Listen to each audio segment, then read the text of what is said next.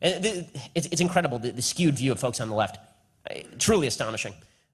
Now, the Constitution was established. It's not a value-neutral Constitution. Our Constitution was established in order to embody certain basic values, in order to protect certain basic values, right? It was established in order to protect certain inalienable rights. We celebrated this a few days ago, although the fact is that if you read the current list, if you read the list written in 1776 of the violations of the king, many of them pale in comparison to the sorts of violations of rights that we see today.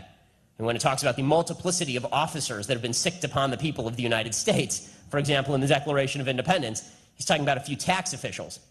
And he's not talking about the IRS specifically targeting particular groups at the behest of the President of the United States. The Constitution of the United States was specifically designed, though, to preserve certain values, to embody certain fundamental beliefs about the nature of humanity. So, for example, it was supposed to create a check against the nature of mankind. This is why the founders truly believed you needed balance, you needed interest to counterbalance interest. The nature of mankind dictated that men were capable of great evil and men were capable of great good. But no man could be trusted with ultimate power because men were capable of great evil, which is, of course, exactly what Madison said in Federalist 51. He said, men are not angels. If they were angels, no government would be necessary. And if they were devils, no government should suffice. Basically, we're human beings, and that's why we need interest to counteract interest. The Constitution was established on the basis that natural rights come from God, not from government. And that as soon as government violates those natural rights which come from God, you have a right to stand up to the government. And yet we are one vote away in this country, one vote, from religious rights in the country being finished. And I mean that very seriously. As an Orthodox Jew, it's something I take very seriously. If the Hobby Lobby case goes the other way, and remember it was a 5-4 vote, we are talking about the ability of the government of the United States to force religious people in their daily lives to violate their own religious precepts. Precisely the opposite of what the First Amendment was supposed to guarantee. The founders never would have contemplated this. For the founders, there was no conflict whatsoever between the idea that church was not supposed to infect state and the idea that state was not supposed to crush church. That's because government was supposed to be small. So the idea that government was ever going to infringe on American liberties so far as religious practice, that was unthinkable to the founders. We're there. It's where we are. Right? The Constitution was established in order to establish the basic principles that these rights cannot be taken away from you, that the government cannot arbitrarily apply the law. We don't have a battle in this country between one ideology that's American and another that's quasi-American. We have one that's American and we have one that is absolutely and utterly foreign and antithetical to American ideals.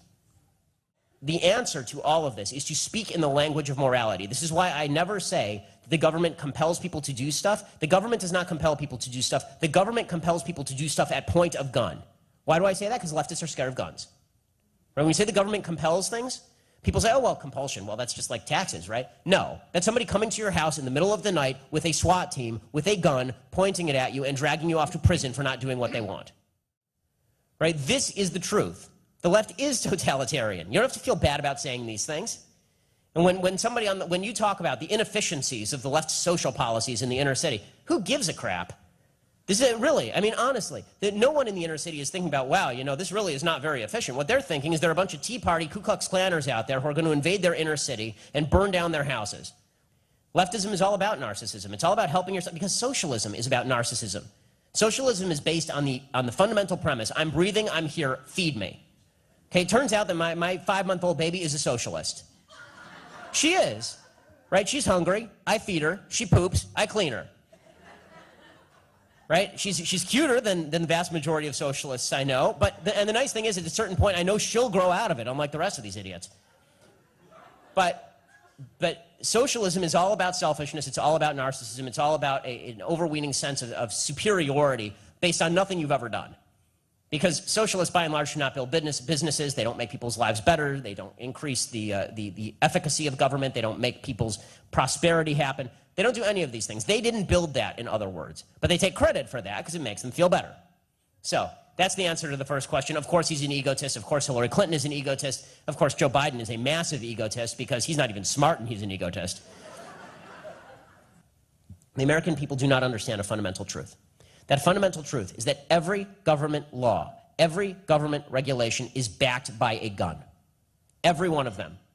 In the end, the EPA regulations on how much water you use in your toilet, if you don't use the proper amount of water in your toilet, the first thing they will do is they will send you a fine. If you refuse to pay the fine, they will put a lien on your property. If you refuse to pay the lien, they will send an agent with a gun to your house to arrest you.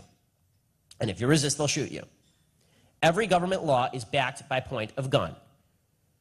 And now, if Americans realized this, if it occurred to them that this was the truth, they might be a little bit more careful about what exactly they decided to give people the power to do with a gun. Now, the left has this meme that folks on the right love guns. We love guns. You're right, we do love guns for self-defense. There's only one group in America that loves guns more than folks on the right. Folks on the left who want to use the government gun in order to violate the rights of people on the right. They love guns. They just don't want us to have them. The left will put a gun to your head in order to achieve this. Once Americans understand that the destructive agenda of the left is not just another political agenda, it's something that is violative of basic human freedoms. Once they understand that government is not the source of rights, God is the source of rights, we need to go back to foundational principles, in other words. All these things used to be assumed.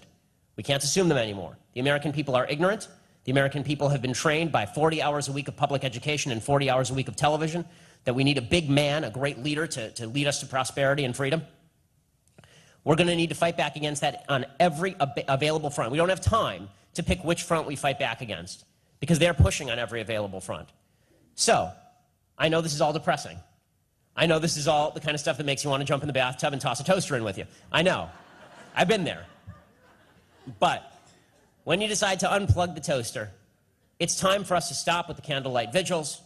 It's time for us to stop with the prayer sessions.